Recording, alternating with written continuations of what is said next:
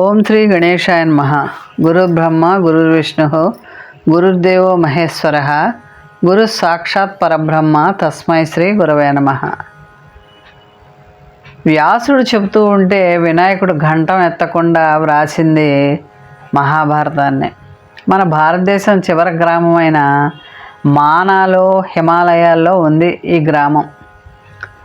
బద్రీనాథ్ వెళ్ళిన వారు తప్పనిసరిగా ఈ గ్రామాన్ని దర్శిస్తారు. జయ కావ్యం అనే మహాభారతాన్ని వినాయకుడు వ్యాసుని పలుకు ప్రకారం రాస్తుంటే పక్కన ప్రవహిస్తున్న సరస్వతీ నది తన పరుగుల ఉరుకుల శబ్దానికి అంతరాయం కలగకూడదని మౌనం వహించి ప్రవహించిందనమాట. ఈ అద్భుతాన్ని ఇప్పుడు కూడా బద్రీనాథ్ వెళ్ళిన వాళ్ళు చూడొచ్చు. నింపాదిగా ఆగి గమనిస్తే సరస్వతీ నది భారతాన్ని రాసిన చోట శబ్దం లేకుండా ప్రవహిస్తుంది.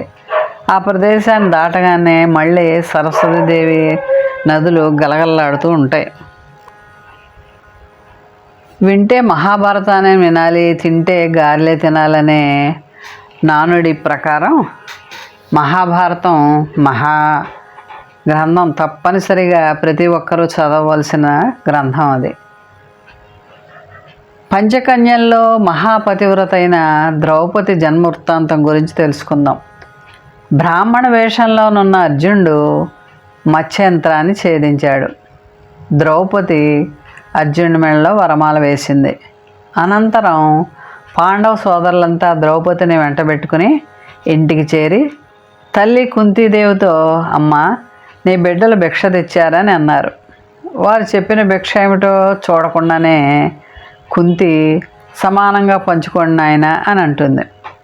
కుంతీదేవి మామూలుగా అన్న ఆ మాటల్లో పాండవులు 5గురికి కూడా ద్రౌపది భార్య కావాలనే విషయం స్ఫురించింది. అందుకు కుంతీదేవితో సహా అందరూ ఆశ్చర్యపోయారు. అంతా దైవ నిర్ణయం అని అనుకున్నారు. కానీ ద్రౌపది తండ్రి ద్రుపదుడు అందుకు సమ్మతించలేదు. అప్పుడే అక్కడికి వచ్చిన వ్యాసుడు పాండవుల ద్రౌపదిల పూర్వజన్మ వృత్తాంతాలను వివరించి ద్రౌపది 5గురి భార్య కావడం వెనక ఒక కథ ఉందని, దాని ప్రకారం ఆమెను పాండవులు 5గురు పెళ్లి చేసుకోవడం సమంజసమని అంటాడు. కుంతీదేవికి వరప్రభావ కారణంగా యమ, వాయు, ఇంద్ర, అశ్విని దేవతల అంశాలతో పాండవులు జన్మిస్తారు. ఆ దేవతల భార్యలైన భారతి, శ్యామల, శచీదేవి, ఉషలు ద్రౌపది రూపంలో ఉన్నారంటూ దాని వెనక ఉన్నటువంటి కథ అన్నమాట.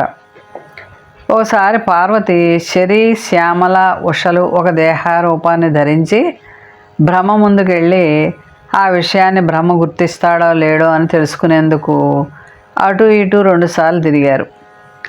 వారు తనను ఆట పట్టిస్తారనుకుని బ్రహ్మదేవుడు కోపించి వారిని అలాగే ఏకదేహంతో 3 సార్లు భూలోకంలో జన్మించమని శపించాడు. మరోసారి అలాంటి పొరపాటే చేయడంతో 4వసారి కూడా భూలోకంలో జన్మించమని శపించాడు. కాసేపటి తర్వాత దేవతా స్త్రీలకు తమ తప్పు తెలియవచ్చింది. భూలోకంలో జన్మిస్తే పరపురుషుల సంయోగాన్ని పొందాలంటుంది. ఆ పరిస్థితి నుంచి ఎలా తప్పించుకోవాలా అని ఆలోచిస్తున్నప్పుడు వారి మదిలో ఒక ఆలోచన మెదులుతుంది. వాయుదేవుని భార్య భారతీదేవి దేహంలో తామంతా ఇమిడిపోవాలని నిర్ణయించుకోగా అందుకు భారతీదేవి కూడా సమ్మతిస్తుంది. తత్ఫలితంగా ఆమె మిగతా 4 స్త్రీల అంశాలను కలుపుకొని ద్రౌపదిగా జన్మించిందని, అందుకే ద్రౌపది పాండవుల 5గురిని వివాహం చేసుకోవచ్చని వ్యాసుడు చెప్పాడు. ద్రౌపది రూపంలో ఉన్న దేవతా స్త్రీలు పాండవుల్లో ఎవరి వంతు వచ్చినప్పుడు ఆ దేవతా స్త్రీ మాత్రమే చేతనావస్థలో ఉండి మిగిలిన 4 అచేతనావస్థలో పక్కకు తప్పుకొని ఉంటారు. ఉదాహరణకు ఇంద్రుని అవతారం ఉన్న అర్జునుడి వంతు వచ్చినప్పుడు శచీదేవి మాత్రమే చేతనావస్థలో ఉంటుంది. అలా దేవతా స్త్రీలు వారి వారి భర్తలతో సంగమం పొందుతుంటారని వ్యాసుడు ద్రుపదునికి తెలియజేశాడు. అది విన్న ద్రుపదుడు ఆ రోజే పాణిగ్రహణ మహోత్సవాన్ని ఏర్పాటు చేస్తాడు. ధౌమ్యుని పౌరోహిత్యంతో ఆ కళ్యాణ మహోత్సవం బ్రహ్మాండంగా జరుగుతుంది. ద్రౌపదీదేవి పంచకన్యల్లో ముఖ్యమైనటువంటి పతివ్రత. అహల్య, ద్రౌపది, తార, మండోదరి అనే పంచకన్యల్ని నిత్యం స్మరించాలి. ఆ స్మరణ మహాపాతకాలాన్ని నశింపజేస్తుంది. ఒక తార బృహస్పతి భార్య కాగా మరొక తార వారి భార్య అని గ్రహించాలి. ఈ పంచకన్యలు మహాపతివ్రతలు, అద్భుతమైన అందచందాలు కలవారు. వీరిని బ్రహ్మ విశిష్టమైన దివ్య లక్షణాలతో సృష్టించాడు.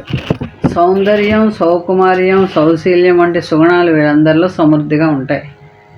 ఒకసారి వివాహితులైన సంతతి కలిగి ఉన్న వీరి కన్యత్వానికి భంగం లేదు. మరణించే వరకు వీరు నిత్య యువతులుగా ఉంటారు. నిత్య కన్యల్లా శోభిల్లుతారు. ఇలా ఈ పంచకన్యల్లో ద్రౌపది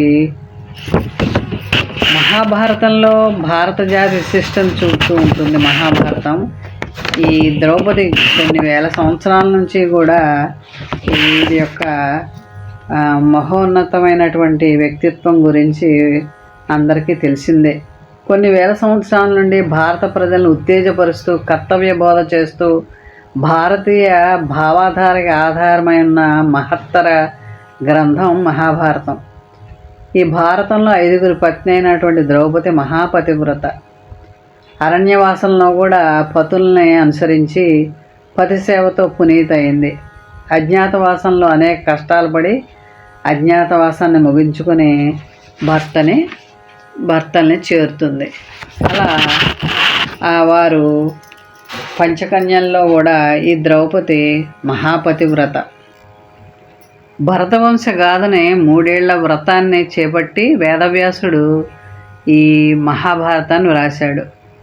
ఆ పైన వైశంపాయనుడు జనమేజయునికి జయవాక్యాలు గురించి చెప్తున్నప్పుడు కలిగే సందేహాలని సమాధానాలని వేదవ్యాసుడు ఆశీస్సులతో చెప్పి అదే భారతం అన్నమాట. శ్రవసుడు నైమిషారణ్యంలో సౌనకాది మునులకి భారతాన్ని వివరిస్తూ రమ్యంగా చెబుతూ ఉన్నప్పుడు కలిగిన సందేహాలని సమాధానాలని వ్యాసుడు తాత్పర్యానికి అనుగుణంగా చెప్పిందంతా మహాభారతం.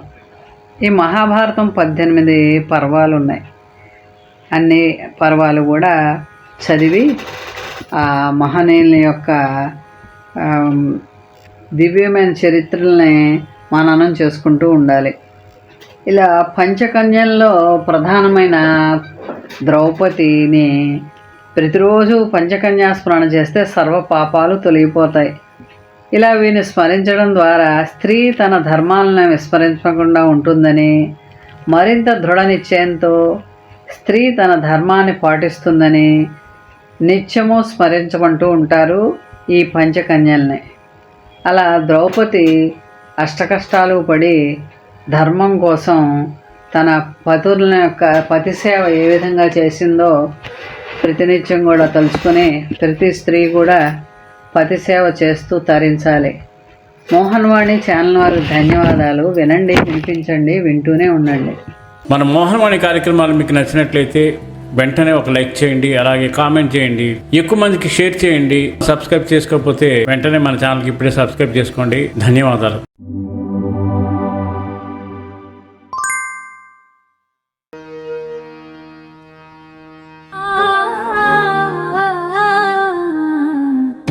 మోహనవాణి మదిని దోచే